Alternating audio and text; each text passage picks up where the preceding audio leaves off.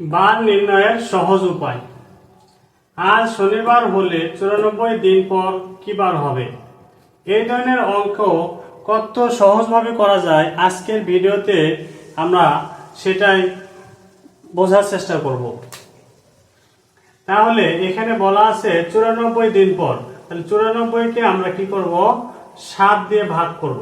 94কে যেহেতু আমরা এক সপ্তাহ সমান জানি 7 দিন, 7 দিয়ে ভাগ করব। তাহলে 7 কে 7 নামে হলো কত? 2 আর এখানে কত? 4। 7 24 তো কয়বার যায়? 3 বার। 3 7 কত? 21। তাহলে কত থাকে অবশিষ্ট? 3। তাহলে যেহেতু এখানে শনিবার বলা আছে, শনিবারের সাথে অবশিষ্ট যে 3 আছে, এই 3 আমরা কি করব?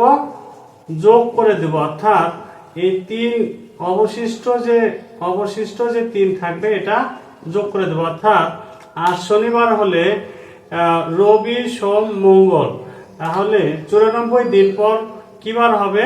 মঙ্গলবার।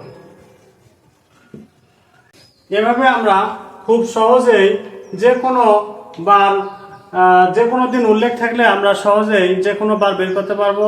ভিডিওটি ভালো লাগলে অবশ্যই সাবস্ক্রাইব এবং ফলো দিয়ে আমাদের সাথে থাকবেন। ধন্যবাদ।